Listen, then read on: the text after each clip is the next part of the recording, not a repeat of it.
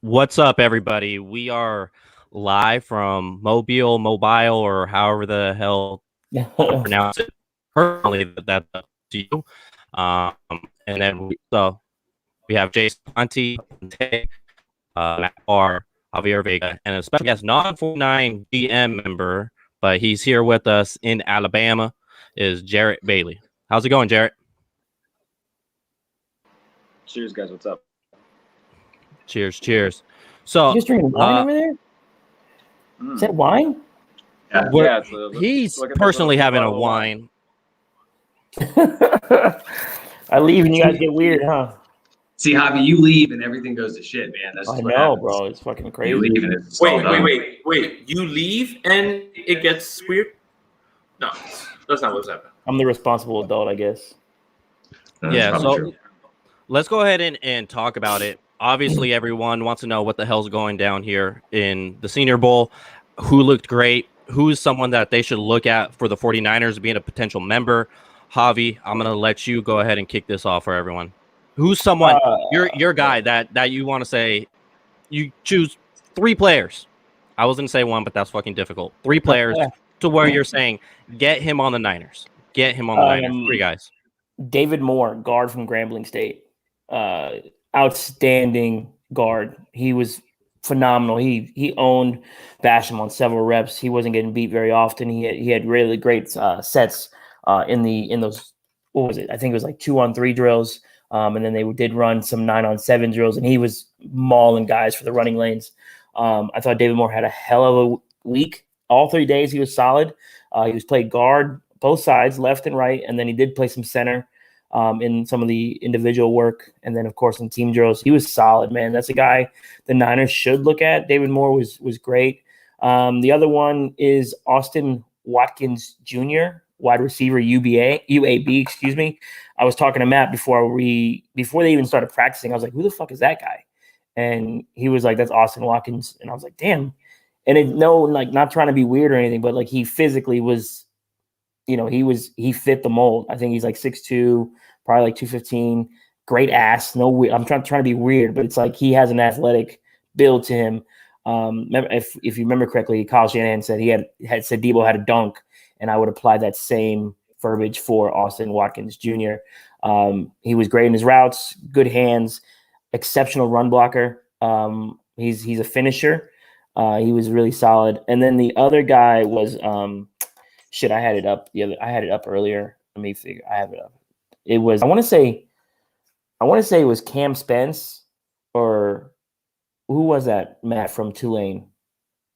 Oh, Cam Sample. Cam Sample, the defensive end. He played a little bit of he was playing some edge rusher. He played inside. He had some really good moves, really good hands, quick feet, just really great off the ball. A guy that the Niners should consider. Obviously, they're going to need a pass rusher with whatever happens with D4, whatever they do with Kerry Hyder going forward from there. So I think the Niners should address, obviously everyone wants them to address the offensive line. David Moore is a guy you could probably get in the 4th or 5th round, maybe even later because of the school he went to. Austin Watkins, we spoke to the UAB coaches and their the VP of player personnel. He had mentioned that Austin has gotten a lot of his off-field stuff kind of cleaned up and really focused on. He knows that he has a really big opportunity to get in the NFL. And then with Sample, we spoke to him after practice the other day, and he spoke about his hands, his footwork, what he wants to get better at. He knows he needs to gain a little bit of weight, but he's a guy that definitely would fit for the 49ers. Those 3 guys, I think, are all scheme fits. All seem to have really good personalities, really nice guys. Apparently, from all the reports we had talked to people about, they look like they're hard workers and they're ready to get after it at the next level. Yeah, I can back up what Javi's been saying because those guys, all 3 of them stood out. I'll give you my 3 real quick just so we can kind of run through this. Richie Grant, safety out of UCF, University of Central Florida. This guy, he reminds me of Jimmy Ward if Jimmy Ward got interceptions. Like, he is all over. He does a little bit of everything. He's great in coverage. He intercepted Jamie Newman twice in the last day of practice. I think he had 3 picks all week. Yeah. He almost had one against Mac Jones and went through his hands in 11-on-11s. He looked really good from start to finish. And then I'm also going to go back to UAB, Jordan Smith, edge defender for them. The coaches raved about him. They said he needs to put on 10, 15 pounds, but he can keep it once he gets it there. And he was just his first step is so fast. So fast. The 49ers need to replace D Ford. I don't think he's ever coming back. I don't think D Ford's ever going to play football again. And if that's the case, you need to bring in a body that can replace him. UAB, smaller school, you can get these guys in the later rounds, just like Javi was saying. Jordan Smith would make a ton of sense for them. And then the last guy, Dylan Redundance, North Dakota State, tackle, guard, whatever they want to put him at. We talked to Joe Staley, a couple months ago, and he's been training Redundance all season long. It shows. This kid was mauling everybody. He was stopping everything in his path. I know a lot of 49ers fans are not happy with Mike McGlinchey. Maybe this is a move they can make and they can move off McGlinchey. But we also saw Redundance play inside. And when he played inside, he was just as good as when he was outside. So really, this guy can just crush. And I'm super excited to see what he does at the next level. The problem is he may end up sneaking his way back into the first round because of his showing here this week. He's been the best offensive lineman there. And that's saying a lot because there's been a lot of good offensive line play. But Dylan Redundance, for me, has just completely stood out as someone they should absolutely go to. That was great. Sorry, I was before you spoke, Matt. I was all like here talking, trying to hand it off to you. I was like, wait, I'm on mute. But the professional you are, you just took it over and ran with it. And I just wanted to say, I know we were pretty late going on the show, had some technical issues. We're in mobile, so we were kind of just all crammed in one room, said, fuck yeah, let's drink and talk some Niner football. But unfortunately, there's crazy echo when you do that. I had to run upstairs, put my laptop on a pillow, basically, so I could have it stand and talk to you guys. Now, Jason, go ahead with your guys, or it doesn't have to be three. If there's just one guy you want to rave on, then go ahead. But I'm giving you the option to rave about three. Yeah, I mean, I'm gonna do one. When I started to dig into the film on day one, it was gonna be, just real quick, if anybody can go on mute. Yeah, that's me. All right. Yeah, I'm sorry. I have that loud ass voice. My bad. Jabril Cox from LSU. That's why. Yeah. Well, thanks a lot for that, Javi. As you see the memes, things have progressed nicely. Yes. But look, with when it comes to Jabril Cox, man, I was really impressed with the way that he was winning a lot of his pass rushing. From the linebacker position, he was winning a lot of those against tight ends. Obviously, the idea is not to put a tight end on an edge rusher or anything like that, but he showed incredible. What's the status? Yeah, we'll talk about that. What's the his move outside to move inside to get somebody? Then he looked really good in coverage. He was fluid. He looked like he could move his hips and he looked good, man. I honestly when you watch the film, right, it's one thing to know every single player, but when you're watching it, you want to look for things that you're looking and you say, oh man, look at that. Who is that? And then you go look him up and then you're like, okay, this is who it is, right? Because, the most hardcore guys know every single body, but, I didn't, with my first experience. And he jumped off the tape, man, when I was watching him, and he looked amazing. And, for a guy who can pass rush as well as that and cover, that's something that you don't really find very often in a linebacker. And I walked away impressed when I was watching his film, man. And then, I love receiver play. Austin Watkins, you guys talked about him, man. The first day Jamie Newman hit him with a bomb, and I said, who is that? Like, again, when you watch the film and it pops like that, you're like, okay, who is that guy? And you go and look, and Austin Watkins made an impression immediately, and that was Jamie Newman's one of his, you guys could correct me if I'm wrong, that was one or two of Jamie Newman's best throws, probably his best throw, that one, and it was like almost like a corner route that he hit on the run, like he didn't have to stop or slow down for it. So I saw Austin Watkins, Leo last night. Leo talked me off of the Amari Rodgers thing. I was interested in watching him. And I was watching his release, right? Like that's what I was looking at, right? So, I got some good advice when evaluating those one-on-one DBs. It was like, hey, those DBs are at a disadvantage, but those first few steps, you should be looking for who's going to win the rep, and that's where you'll find it. And I found that Amari Rodgers was slipping by guys. He was making 50-50 plays. But I'll let you, Leo, talk through what you told me because it really kind of changed my eyes because when I started to think about it, you were absolutely right. Yeah, so early on into the season, I remember seeing highlights of Amari Rodgers, and I was like, he needs to be on Kyle Shanahan's offense because he's another version of this backyard bullshit to where you could throw him the ball at the line of scrimmage and then you go run for 20 yards. I'm like, hey, he fits that. But then, especially if this team gets Stafford, you're going to lose a lot of that backyard bullshit. You're going to be able to go vertical more. And when I watched the film on Amari Rodgers, what concerns me is that he's a practice player, which, that's okay. For some of us that have played sports, we've seen guys or girls crush it in practice, and then game day comes and they're just not the same. And I noticed that with Amari Rodgers this week. Obviously, him being at Clemson, I haven't seen any of his practices when he was at Clemson. I just saw what's on the game, and he doesn't win those 50-50 balls in a game. I watched his film. I haven't seen one 50-50 ball that he won. If he knows that he's not the primary read, his routes are really, really lazy. And that just throws a red flag to me. That's just not somebody you want, because defenders in the NFL, they pick that up. That's where guys just get erased being on rosters, is when you run routes that way. So I'm out on Amari Rodgers as someone that was on him saying, hey, I want him to be a part of this team, but now I'm out on him. And the one I do like is Sage Surratt. Yes. He's the wide receiver. Yes. And from Wake Forest, didn't play this year, opted out. The reason why I like Surratt is because I want someone that has a strong point of catch. I'm not saying like Debo or Ayuk don't have it, but Surratt is kind of like a bully with those 50-50 balls. So the ones that Amari is winning in practices, Sage Surratt won that constantly over and over and over in games, not practice, in games. So I said, okay, if the 49ers do get a guy like Matt Stafford, what is he going to do from time to time? He's going to give his receiver a chance to win. He's going to throw up a 50-50 ball down the field. And Sage Surratt is someone that I would have confidence in because he is aggressive at the point of catch. Oh, hi, Jason. And just kidding. It's Jarrett's in here. He had some technical problems with this video. It's fine. He'll be Jason for a quick second. And so that's someone I like. Ben Mason, someone commented in here. I haven't looked too much on him myself, but I know Javi and Matt have been paying a lot of attention to Ben Mason, and they're saying he is not as fluid as Juice. Juice is just a beast when it comes to being that fluid as a fullback. You don't see that in the NFL. That's why he makes the Pro Bowl every single damn year. He's not as fluid as Juice, but he's able to make plays from the fullback position vertically. Running real routes, running 7 routes, which are corner post.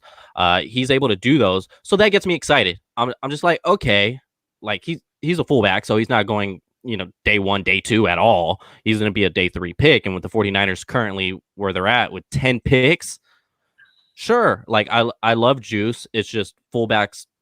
He's not used enough to warrant a new contract because it's an cost. And this team is just going to be too up against the cap. Go ahead, Matt. I agree. When it comes to Juice, before we throw it over to Jarrett, Juszczyk is really good at what he does. The problem is he costs $5 million. Is what his last contract was. Correct. So, if I'm the 49ers front office, I offer him $2 million, and I say this is it. This is the best we can do. If you don't want to stay here, completely understand. We'll talk about Divine Diablo too. $2 million, take it or leave it. If you leave it, that's fine. We're okay. We'll make do. Charlie Warner can play the position. Ben Mason was electric, man. He was consistently beating linebackers in routes. He had a couple toe drag catches down the sideline running corner routes, which is not a fullback route at all, but it's a Shanahan fullback route. So he looked really good doing it. Much stockier than Juice. Looks stronger than Juice. Excuse me, the Natty's coming back up. But Jarrett, you've been here all week too. First off, introduce yourself. Let the folks know who you are and stuff. And then what were your biggest takeaways in practice? Yeah, so like I said, I'm Jarrett Bailey. You can catch my stuff on Pro Football Network, Steelers Sports Illustrated site. So, Afito Melifonwu, I saw it in the comments. He was a guy that caught my attention. It was one day, all over the ball. His hip movement looked really fluid. When they do the individual drills to warm up, he just looked really solid. Frank Darby, receiver out of Arizona State, looked phenomenal. Yesterday, he had a play. He was lined up against Ambry Thomas from Michigan. Ambry stayed with him. It's just the fact that Frank Darby made a great play in the back of the end zone. It was running almost like a fake out and then broke it back in. Thomas didn't bite. I can't remember who the quarterback was. I want to say it was Jamie Newman. He made a solid throw and it got there. So Frank Darby looked really good. Other receivers that looked solid. Shai Smith from South Carolina. He looked very good. On day one, he made a great catch. I want to say, who was it over? It might have been Gillespie from Missouri. Don't quote me on that. I have to find I think that's right. Yeah. So, it was just a great full extension diving catch. He looked really good. Matt already brought up Richie Grant, but it's worth talking about him twice. I mean, the dude was the best player in Mobile this week. 2 interceptions and 11 on 11s yesterday. He had 3 throughout the week. And one-on-ones, he was the toughest out there was.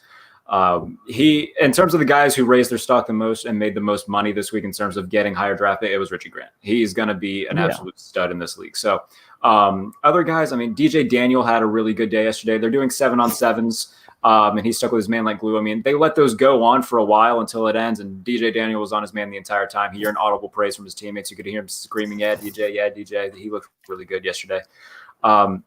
Now, there were obviously, a few guys that did disappoint. Being a Penn State guy, I was hoping for a lot more from Shaka Toney. He didn't really perform all that well, so that's disappointing for him. But no, there was a lot in terms of DBs and wide receivers. I mean, they all had something to show. But now Richie Grant, man, he stole the show.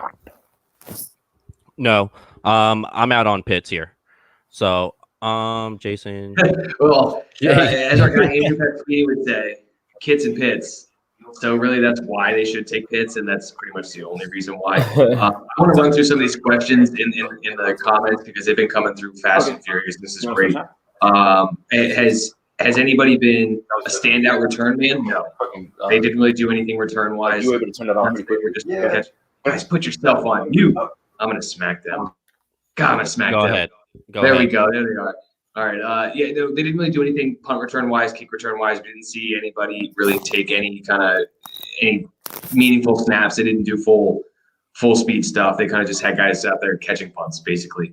It was pretty rough for a couple days. Patrick Jones looked really good out of Pitt. We talked to the Pitt head coach, and they were beaming about him and Weaver. Who else was there? Well, people were asking about Michael Carter from UNC. Correct. That guy would be incredible in Shanahan's offense. He would crush Shanahan's offense. The problem is he's probably a day 2 pick, and Shanahan isn't taking a running back on day 2. Especially if he's down a pick. Let me ask you this. Let me go ahead. Is to elaborate on why the 49ers should get a running back. Not saying day 1, not saying day 2, but elaborate on why they should. Because I feel like that's something that people just kind of take for granted because, hey, Kyle Shanahan has earned that. He has earned to where you don't have to really think about the running back position. Yeah. But you're out there, you've seen them in practice, and you see how electric some of these guys are, like Michael Carter. So why would it be important to take a running back? Say day 3, to be fair, because I doubt he takes one day 1 or day 2. Javi or Jay, take this one. Go ahead, Jay. Why aren't we drafting Najee Harris in the first round? I'm just joking. Honestly, Najee's oh my god. Yeah, I mean, watching Najee Harris makes you salivate at the mouth, right? And it's just like everybody on Twitter likes to play Madden, so let me play Madden real quick. Yes, I would love Najee Harris in this offense, but that's not the rules. Them ain't the rules. I just have to have faith in the fact that this game continues to produce people. Like when we started going through the Shanahan list, right? We were like messing around yesterday, just hanging out. And we're talking about, we should get another RB that they get injured off. Yeah. I mean, just leaving though. Oh, sorry. I didn't mean to say that. So we're talking about Terrell Davis is a Hall of Famer based on Mike Shanahan. Why? Olandis Gary, Mike Bell, all these guys. So this is a proven and sound system of just finding guys who are, if you're able to read the blocks that you have in front of you, you're going to be great. And, I as much as I would love Najee Harris here, we just know that that's not how it goes. And, it has to be later on, that's going to happen, if at all, right? Undrafted free agents are their thing, right?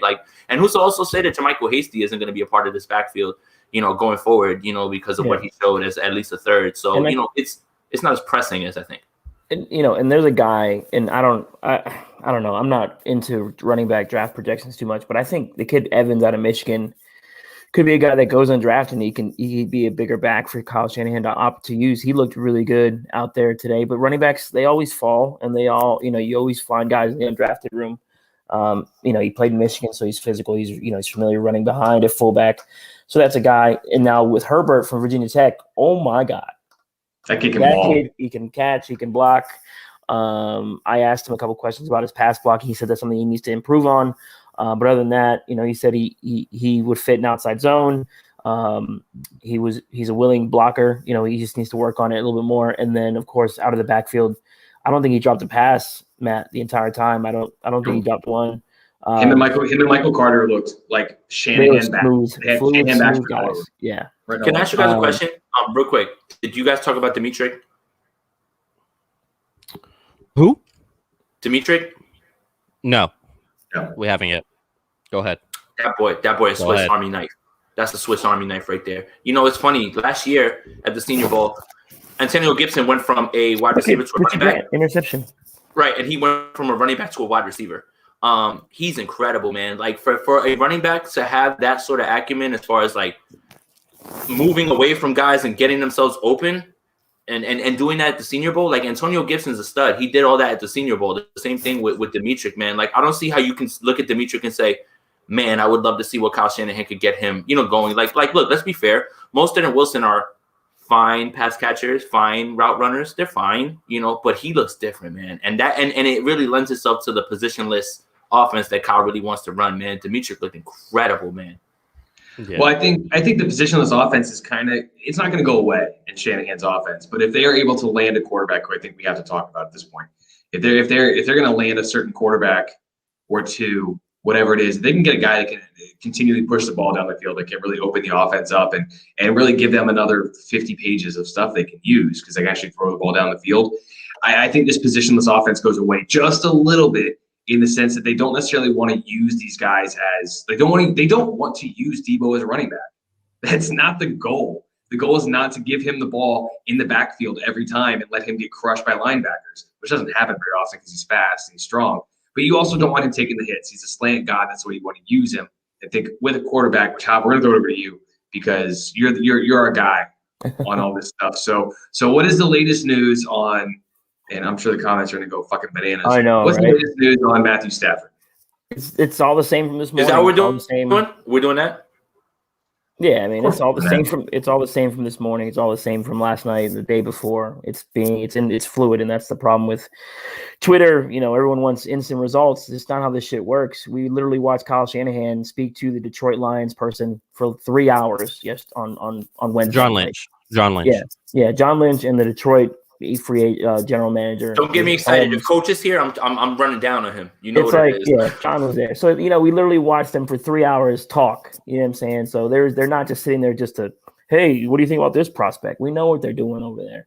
We had access to people like Nicole Lynn, agent for Quentin Williams, Deontay Brown. We had access to Ben Albright. We had access to Albert Breer, who literally him and I spoke for like 15 minutes. Like, people need to stop with this shit. Like, not everything has to be when you want it. It's just how this works. You know what I'm saying? And I don't know what you're mad at me for because I reported. what are you mad at me about? Like that we're trying to improve the team? Like, what are you really mad about? Like, that shit gets on my nerves. Like, how dare you, Javi? How dare you look at trying to help this team and just giving info that you have? How dare you? Bro, I spent my own money to get there. I don't make any money off this. I get nothing from this except the joy of speaking to you four gentlemen and just giving my thoughts. Like, get the fuck out of here.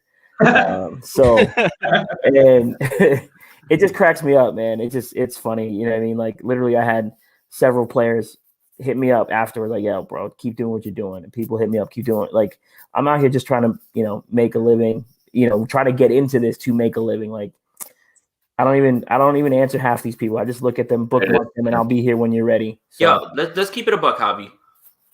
This is the most fun I've ever had in my life. All this thing happening. Like this is what you guys don't understand. There's nothing about this. We're having a blast. And if you think that in any way that this is in any way fun, like, come on, man. Like, this is, who wouldn't want to, we're just like y'all. Like, I don't get it. Like, we're in the same spot that you guys would be. We just got lucky with this credentials, and we're putting in work. That's it, man. That's all it is, man. We're putting in work. Yeah, you go to these practices, and it's nuts how many people are there that are like, no shit, big deals. Me and Javi sat next to Drew Rosenhaus and just ear hustled. And we were just listening to what Drew Rosenhaus had to say. He was literally cursing somebody out on his phone. He was like, yo, this dude, he's going to force a trade or we're fucking out. Like, that's what he was saying.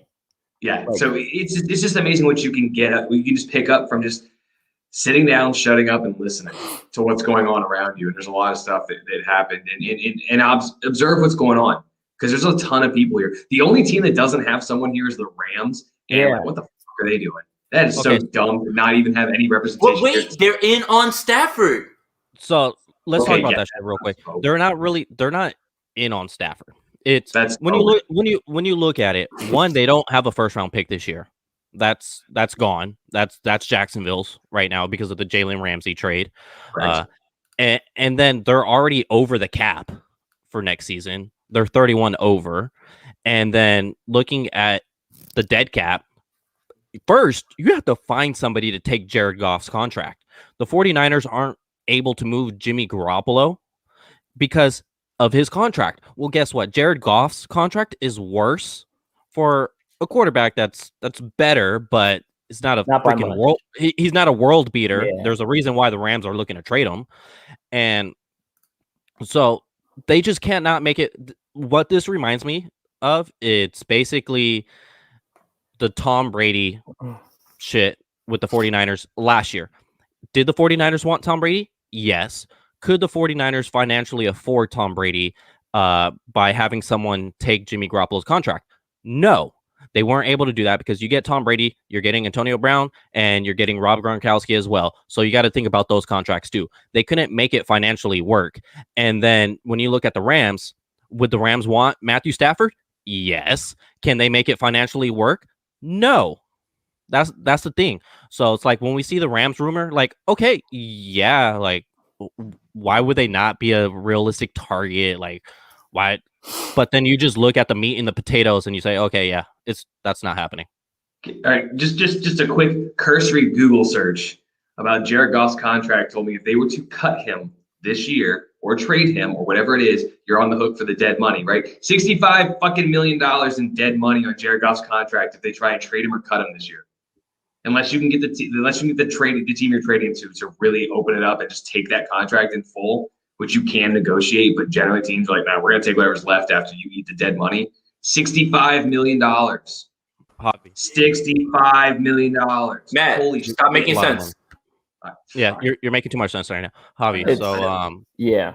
Also, there's a comment that just rolled through real quick. I want to address. It's our guy Nick Ellert, who's on like all our stuff. He's awesome. So Nick said, if you think Goff stinks, you can't back Jimmy and use the same arguments. Because if you want to back Jimmy and say QB wins matter, Jared Goff wins.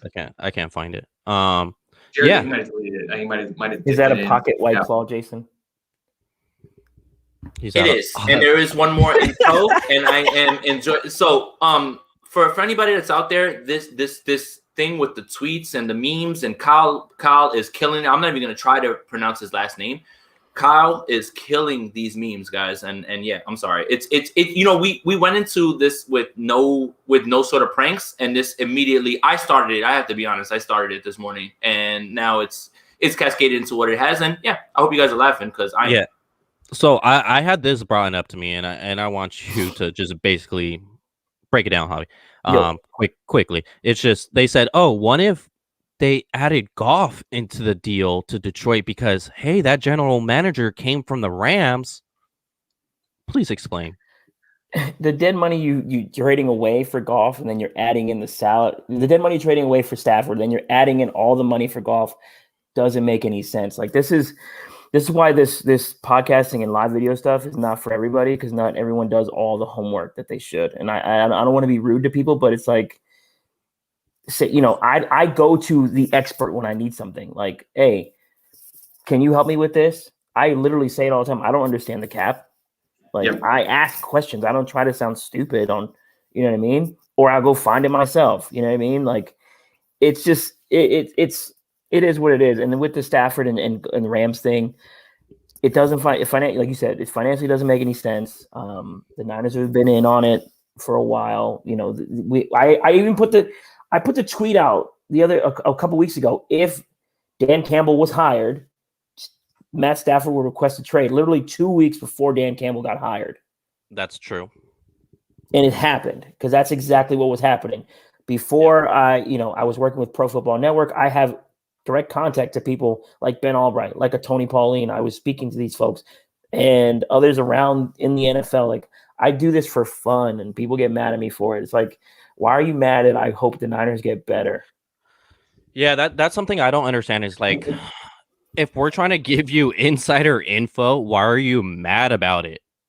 Obviously, everything is fucking if you want fluid. to come do this, my house is in Texas. You can come sit up here with a microphone. You can have my cell phone and try to manage this stuff too. My wife hates this shit. She hates it. Mine too. But this is just fun. You know what I'm saying? It's annoying. Zach Greer, Marquez Stevenson was very good all 3 days. He's a little stiff, but he was pretty. He was good.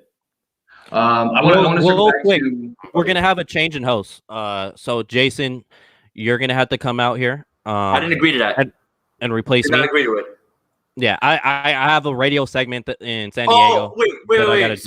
So Jason's gonna take my spot because I have a radio segment. Do you see the flexing that's going on here? Like, do you see the passive aggressive shot? Like you guys watching this? This is what's happening in the house, right? Like right now. Like, this is what's going on. Tony Gwynn Jr. is waiting for me right now. So who? I gotta just some guy, Tony Gwynn, his son. Yeah. I know Tony Gwynn. His son can't bat 400. Hey, put Gibster's thing up there real quick. Jason, come up here though. And no, we don't say Jimmy Garoppolo sucks. I know I don't say Jimmy Garoppolo sucks. Leo doesn't say it. Jason doesn't say it. We say he's very limited. We say he's held his offense back, and it's true because when other defenses say, "Hey, you paid this guy $27 million to run the ball in the Super Bowl," that's what happens.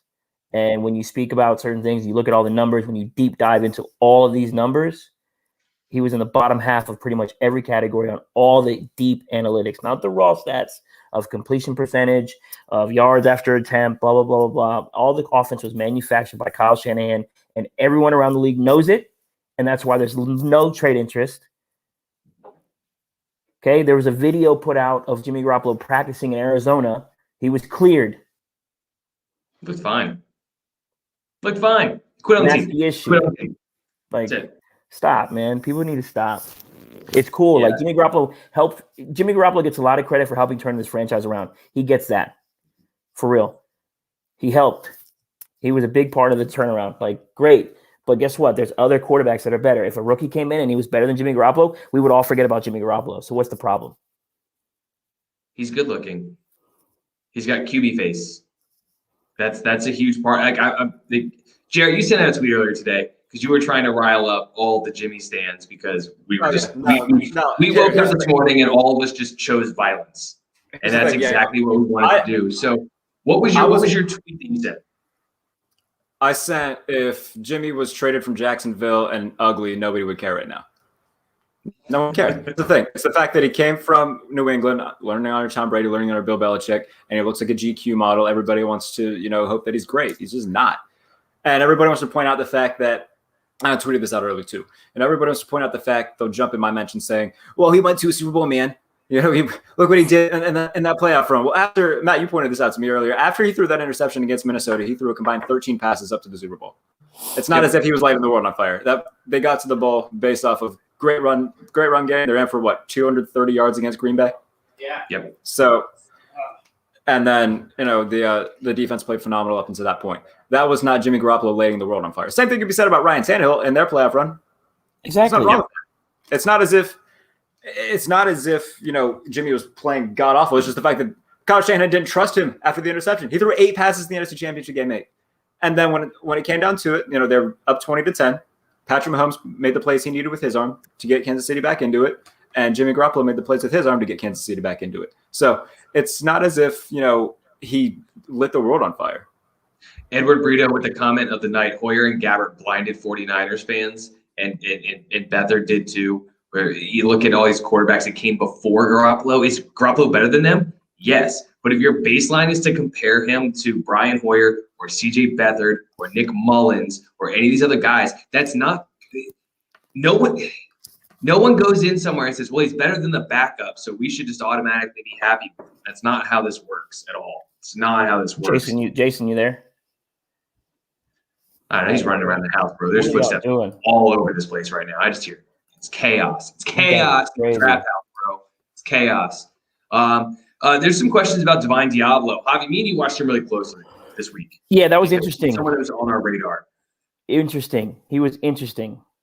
He had some not so good reps. If they're going to ask him to cover wide receivers, he's in trouble. Yeah, I think so. He's in trouble. But if they ask him to cover tight ends, I think he can do it. If they ask him to cover running backs coming out of the backfield, I think he can do it. So he looks like a box safety to me. Yeah. So something that me and Matt noticed and other people noticed while we were watching the practice, they had Divine Diablo calling the plays, kind of having me as a Sam linebacker. He was outstanding in that role. You know, the Niners love the hybrid linebacker stuff, and he would fit that mold. He looks like a Cam Chancellor. He's a little. I guess he was, kind of just he was playing a little bit safe out there. I thought he was a little bit slower to the ball, but he was trying to get all his reads right. He was processing things as quickly as he could. I thought he played pretty well, and he's a very interesting prospect. I think we're going to get him on the podcast. You've already spoke to him, so we're going to have him on. I think he's a fit. He's another guy that'd be a fit. Jason, I put something up for the share. Put that thing up real quick.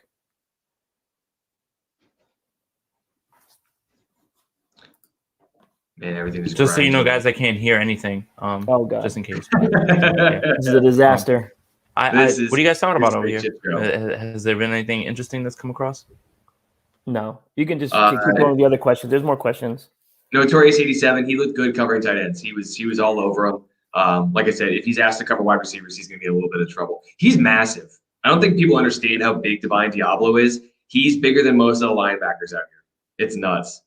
It's absolutely nuts. Jared, you were at all the practices. What did you see from Diablo, and how do you think he fits in?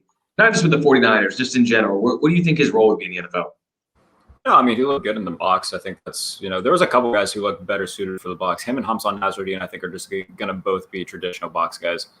There's nothing wrong with that. I see a lot of people who would criticize both of them for their play, especially in the one-on-ones, when they do the one-on-one drills, with the receivers and the DBs, and just saying, oh, Hamza got killed in one-on-ones again. Well, he's a safety. How often are you going to have a safety going one-on-one with a wide receiver one in coverage down the field? It's not going to happen a lot.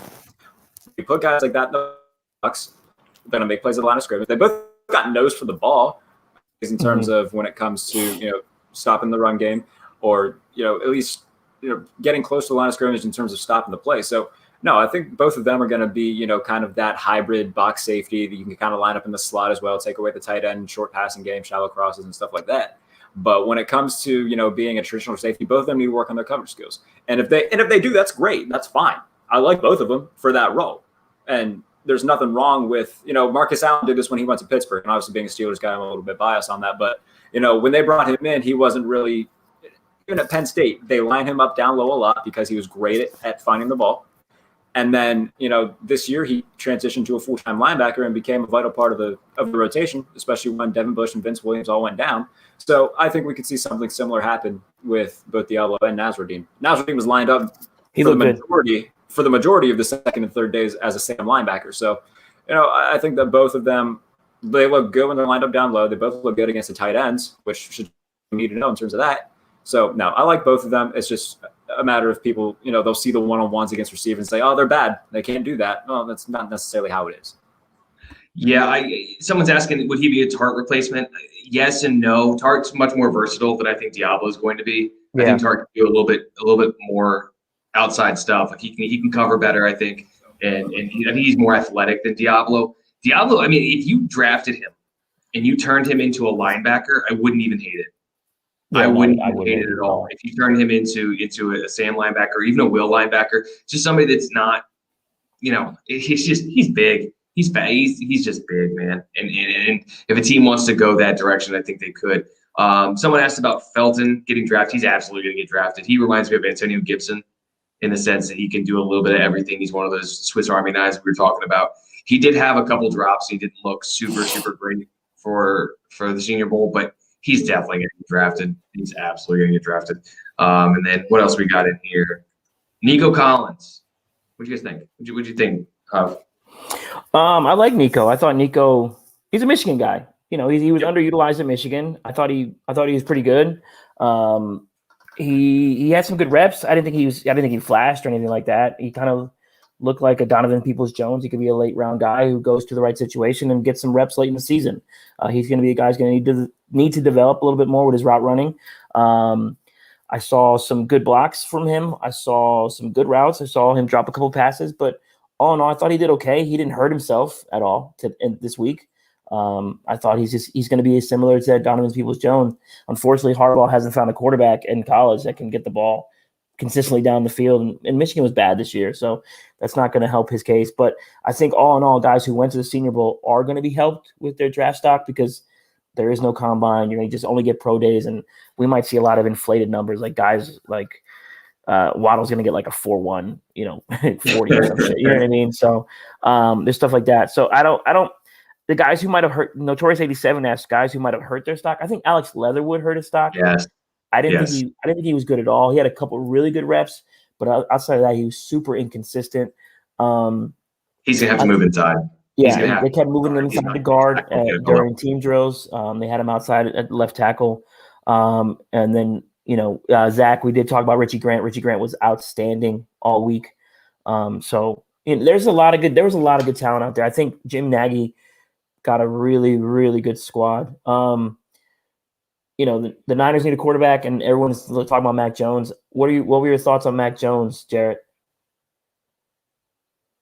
Man, I didn't like any of the quarterbacks over there, to be honest with you. None of them are it. In terms of if I'm ranking how good all of them performed, I mean, Mac was number one, but that's not a high bar. Yeah.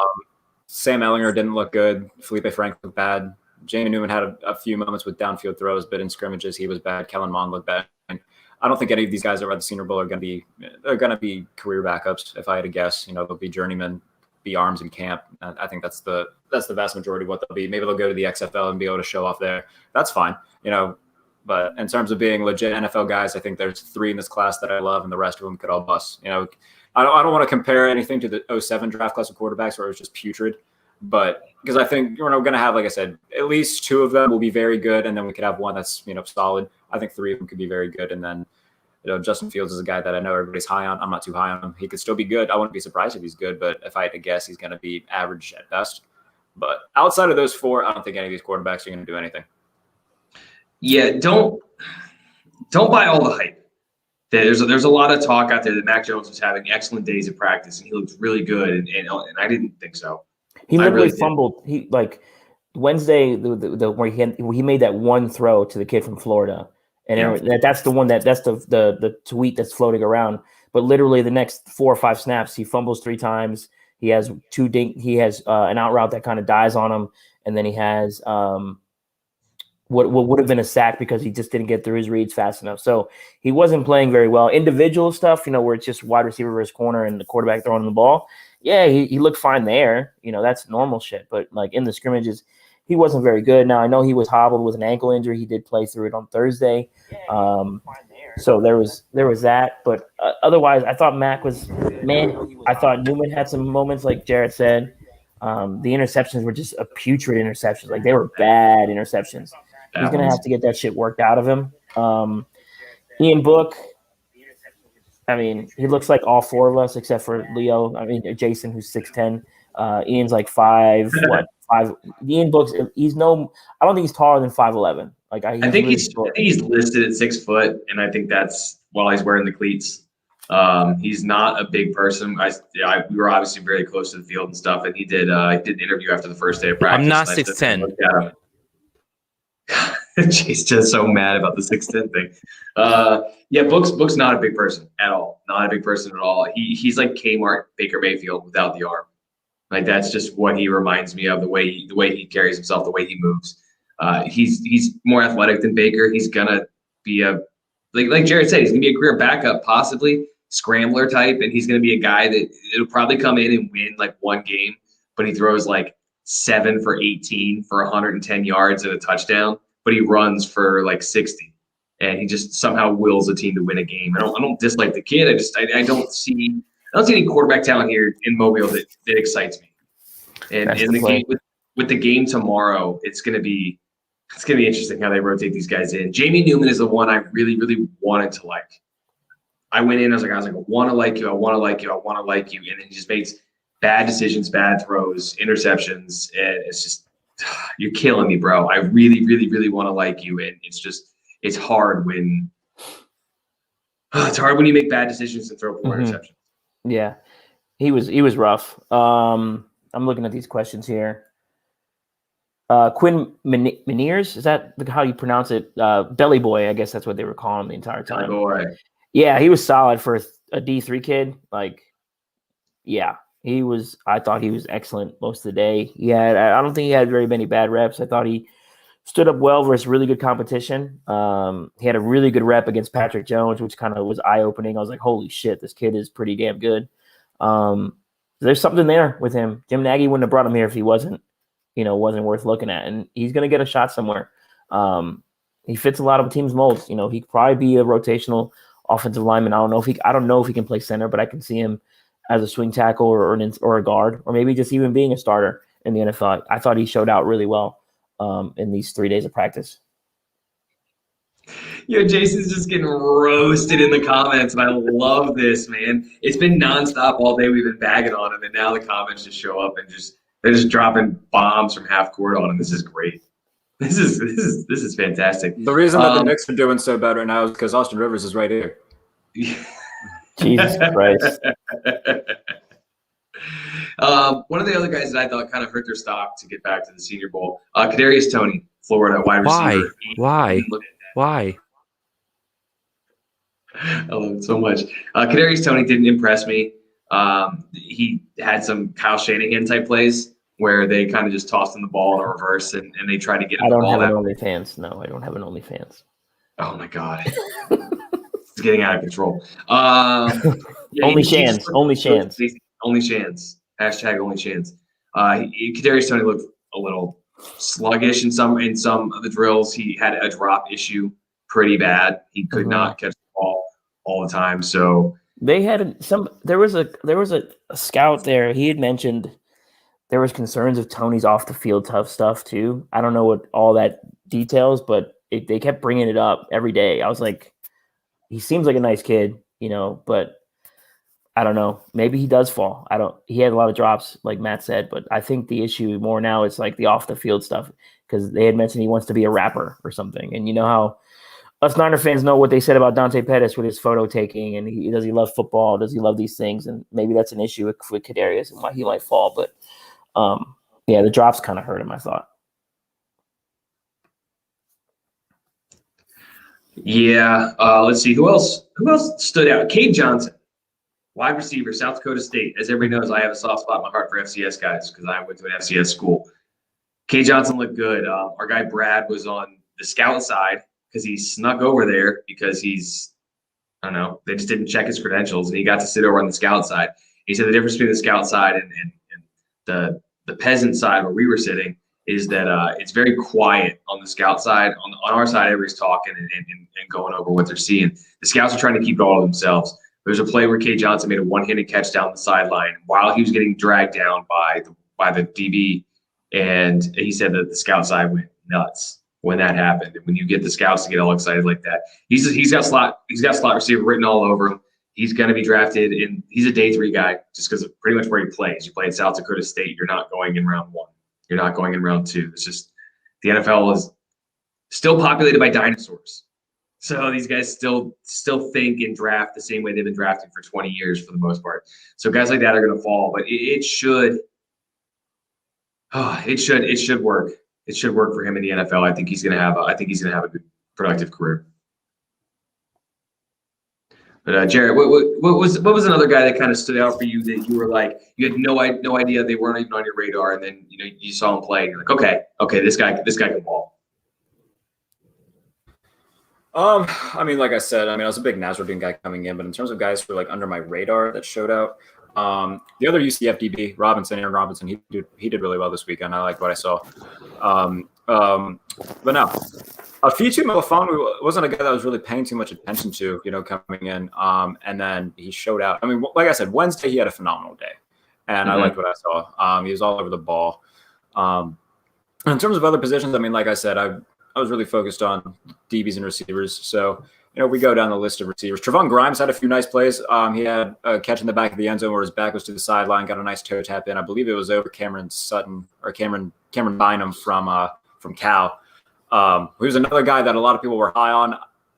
I was going through Twitter and everybody's saying Cameron Bynum looks really good right now. He didn't look good at all. He got beat a lot, and he just looks sluggish a lot. So Cameron Bynum, I don't know what everybody else was seeing, but I didn't see anything that blew me away. I thought he was sluggish. I thought he had a disappointing week. But like I said, Shi Smith had a really nice week. Des Fitzpatrick from Louisville, the receiver, he had a really solid week. He didn't necessarily do anything that blew you out of the water any day, but every day, it was consistency. He made a few nice leaping catches. He's really lanky, man. He's taller than what you would think.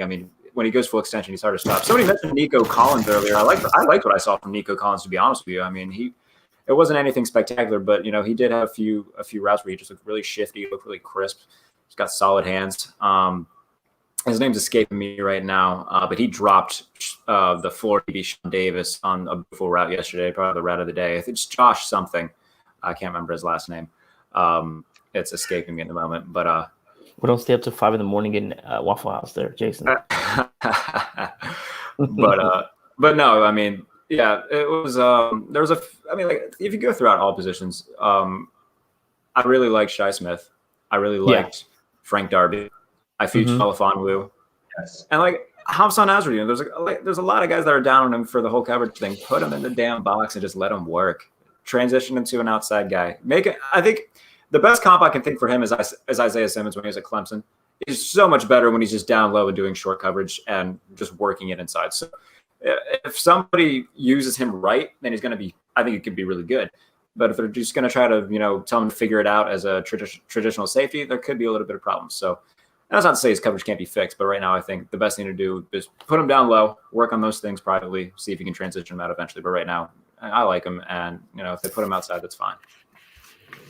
Yeah, so the Senior Bowl gives us stuff. Since we were there, and they give us a whole bunch of scout tape, and this is just some of the highlights from the day from Thursday. They put a whole highlight tape together. But the guys you're talking about, this St. Juice kid from Minnesota had himself a good day.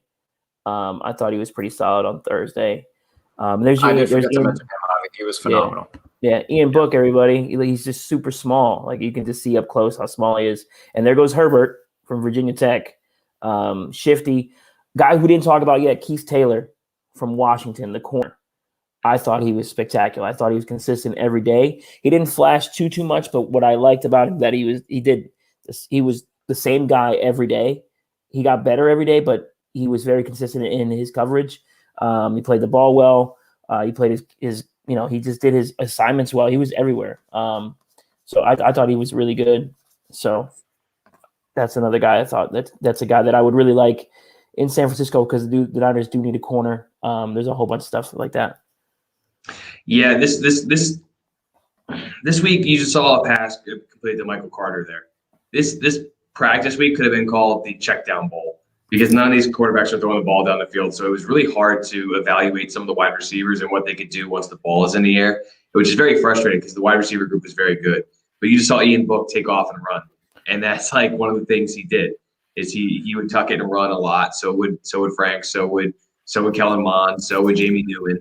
These guys weren't really pushing the ball down the field at all. There's Kate Johnson at South Dakota State. For those asking about Frank Darby, he'll be up here in a second. Yeah, Frank Darby. We were right. I think is this the rep where he dances? We're over here right there somewhere. But yeah. Yeah, we're right there in the stands watching these guys and taking these videos and stuff. And I'm actually mad at myself because I cut the video on Darby early before he did all his dancing. These guys, the whole group looked pretty good. I don't think there's anyone that really shot themselves in the foot too bad this week. It's going to be a very interesting draft. Yeah, this is the wrap. I think we're. Yeah, because they gave him the touchdown. He looked back, and the next one he danced a little bit. But yeah, I thought he was pretty good. I love Darby, and Herm Edwards is turning Arizona State into a nice little wide receiver farm where he's just growing them on trees down there. Darby's one of those guys where he didn't get to shine last year because of Ayuk. Ayuk didn't get to shine the year before because of N'Keal Harry.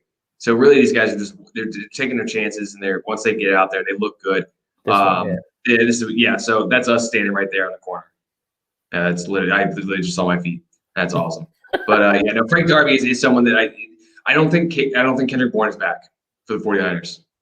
So if he's not back, then they're going to have to replace him. And Darby seemed like he gave off a lot of vibes that KB has, kind of the same kind of hype man attitude, but also a really solid receiver. So I would really like that. There you go, rolling chrome. I think Darby's a Kendrick Bourne type. Boom. Here's another guy like Hudson, left tackle, right tackle out of Cincinnati. I thought he was outstanding. Jared, what do you think of Hudson? You cut out, Javi. What'd you say? I'm sorry. No, Hudson from Cincinnati, the left tackle, right tackle. What'd you think? Honestly, I didn't look too much at the offensive line yet. I was mainly focused on the DBs and receivers. So, I mean, I went back and tried to watch a little bit last night, and then I fell asleep because I was exhausted. So we got to revisit it a little bit. No, but the ones that I did see, the Radness kid from North Dakota State, he looked okay. There was a few people saying on Twitter, he just got beat again. Obviously, you're not going to win every rep, mate. So you got to, take the good with the bad. But no, he looked okay. We talked about the Wisconsin Whitewater guy, man. He was the story of the Senior Bowl. It was just a lot of fun, seeing a D3 guy get a chance like that. And, he showed out. Now, Javi, like you said, I don't know if he's going to be able to play center. If he's going to be a swing guard, or if you want to put him outside, I think he could be, a solid rotational guy in that matter. But I enjoyed watching him play in that regard. So yeah, I mean, in terms of the linemen, I definitely need to go back and look a little bit on that. But I'm glad that you brought up the St. Jude's kid, because he had, like I said, for a few other guys, nothing extraordinary for the most part. But the last play of team practice on Thursday, he had a nice pass breakup in the end zone to close out practice from the goal line. I believe it was against Des Fitzpatrick. Yeah. So no, he looked really good. I'm hoping that he goes up a little bit in draft boards, because he played really well. So I'm excited to see all of these guys in actual game action tomorrow, where it's not just drills and cones and whatnot. So I'm seeing Cade Johnson, South Dakota State. He also had a nice week. So Trey Brown from Oklahoma, another one. He looked really good Wednesday. Did not practice Thursday. Yeah, but he was all over the place Wednesday. In individual drills, his footwork was great. He was very fluid with hip movement and whatnot. I liked what I saw from Trey Brown. So, he had to just sit it out yesterday. He was dressed. I mean, he did the initial, warm-ups, workouts, and then eventually like, yeah, I'm just going to shut up for the day. But, Tylan Wallace, receiver from, I believe, Oklahoma State, the Titan. Yeah.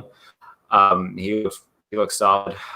Sage Surratt, he had his ups and downs. It wasn't as good a week as I thought it would be for him. But no, I mean, this receiver group is nice. And, all these guys are going to go, anywhere between, we'll see. We could see Kadarius Toney go at the end of the first round. I mean, that's as high as one of these guys is going to go. And then all these, other ones could be anywhere between 4 and 6. So I'm liking what I see in terms of all these guys that are here. It was fun to watch. Yeah, absolutely. It was a fun couple of days. I'm back at home. You guys are still there, going to the game tomorrow. I think we can end it on a couple questions here. Let's see what they have for questions. Outside of the Kyle Shanahan doesn't like black quarterback stuff. That's nonsense, but whatever. Let's see here. Any Stafford update? It's everything from I had this morning and yesterday. Nothing's changed. It just is what it is. It's just how this goes.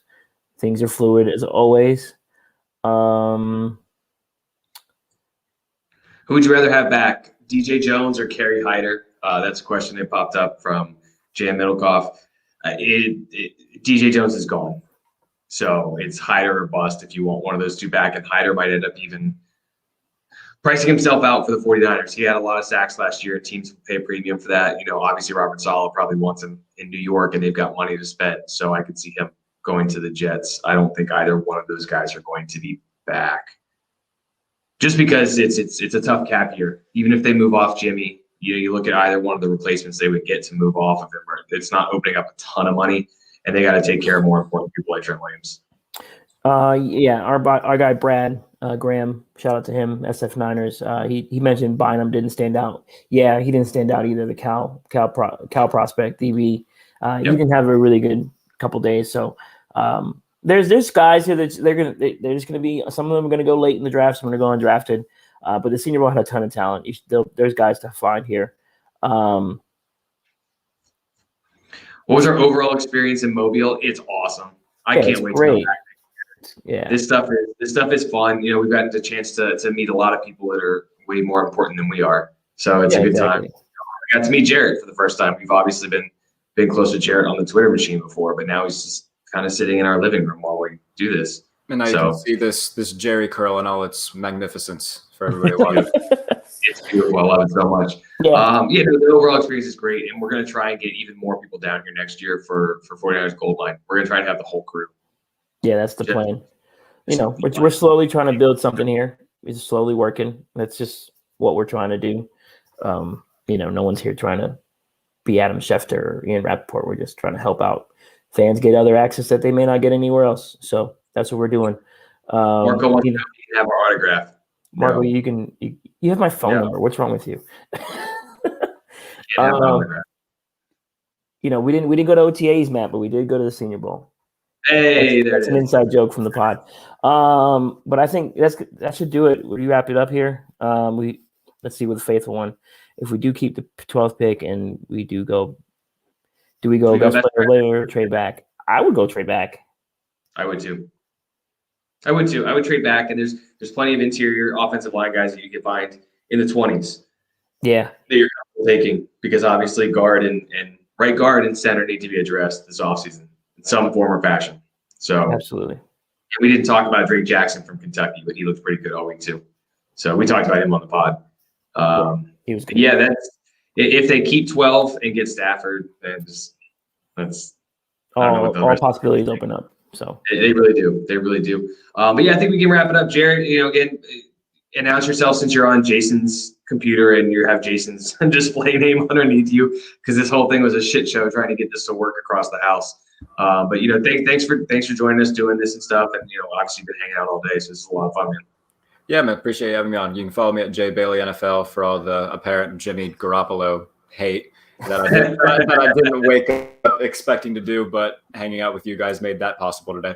So yeah, J Bailey NFL. Anything, you know, NFL bets, Steelers stuff, pro wrestling stuff, if you like it. So yeah, at J Bailey NFL for all my stuff.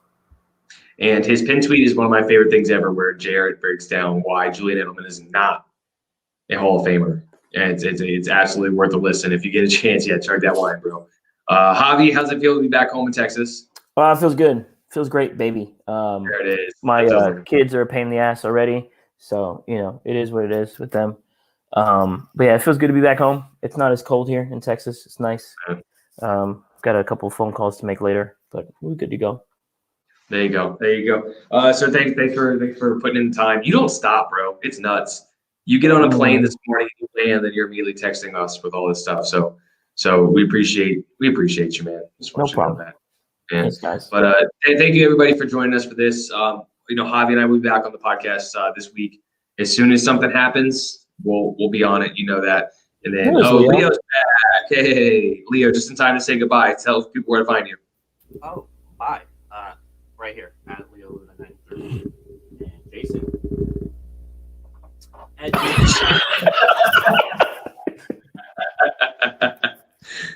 Oh my God.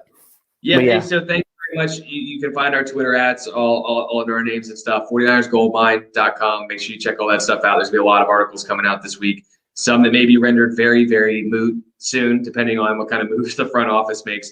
But Steph Sanchez, one of our writers, put together a fantastic plan of what the 49ers could do if they move on from Kyle Juszczyk. We talked about Ben Mason. Please go check that piece out. It's awesome. And she did a great job of putting that together. But all right, I think that's gonna be it, right, guys? Yeah, I think I'm out. Yeah, I all gotta right. eat. I'm starving. Everyone, Yeah, be careful. Y'all don't get too drunk tonight. Pittsburgh. Later. All right. Have a good night, guys.